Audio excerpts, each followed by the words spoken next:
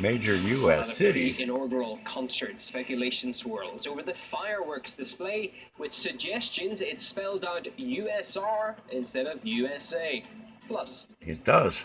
Human Rights Watch aside, we have been calling for many, many months that the U.S. stop arming the Saudis fully.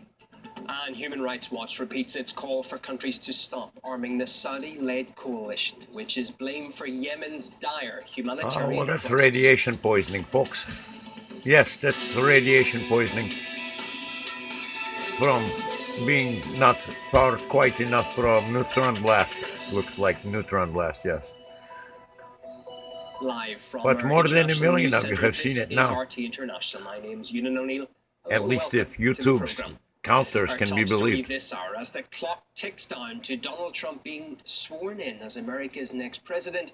And these people swear he's not in. To protest against him in Washington D.C. and New York, with clashes between demonstrators and police. What you gonna do? So glad I don't live in a city, right?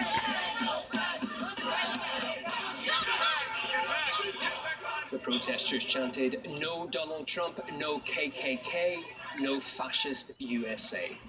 Police also used what witnesses say was either tear gas or pepper spray against protesters who threw objects at officers, including banners and balloons. That wasn't very nice. Water. To throw anything at the officers. Equally, it was not as nice to be treated like that by the officers. And protesters were seen setting fire to a trash can while plants along the street were ripped up. Pro-Trump activists were also attacked by members in the crowd. I knew there was a reason I don't live in a city. And this is video of the president-elect's supporters being attacked by anti-Trump demonstrators who threw projectiles at them outside a pre-inauguration party called Deplorable. Caleb Maupin reports now on how the elections highlighted the division between Americans nationwide. He was the force the American political establishment refused to back. Donald Trump is a phony, a fraud. The media turned their nose up at him. We better be ready for the fact that he might be leading the Republican ticket next. I know you don't believe that, but I want to go on. Celebrities tried to stop him. He's a con, a artist, a mutt. They all failed, but yet a mutt. How much did Hillary pay for that mutt remark? It's time to normalize this presidency. All of this exposes one huge issue. The USA is deeply divided. There's almost two Americas. Take a look at a map. You have the Clinton archipelago of Southern California and New York City, where, incidentally, most of the media is based. Wall Street, Silicon Valley, Hollywood. This is where Clinton had most of her support. And it should be no surprise well, that's what they thought. Supporters are especially unwelcome, as I found out myself.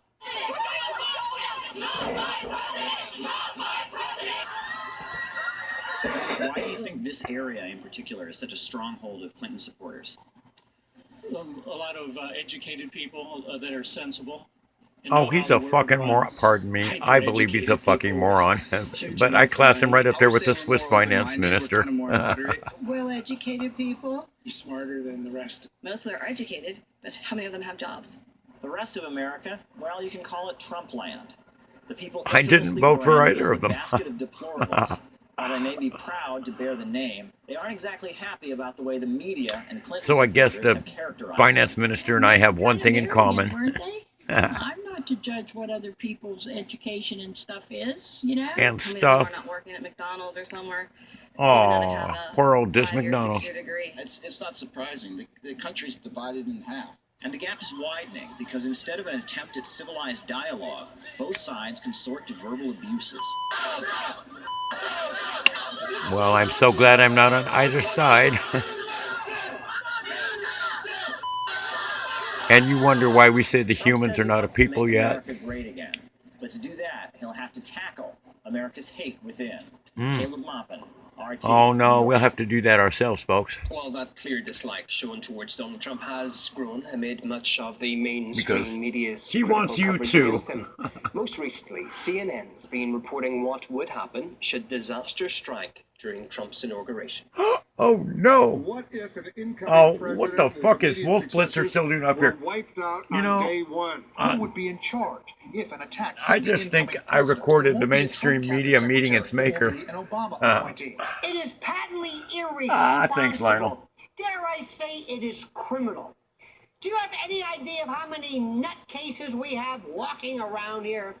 People Yeah, who with have PhDs. absolutely nothing to live for. People who have been riled into this sense of absolute froth over this president-elect who has been called by some illegitimate, and you have this show where you're basically providing a prescription.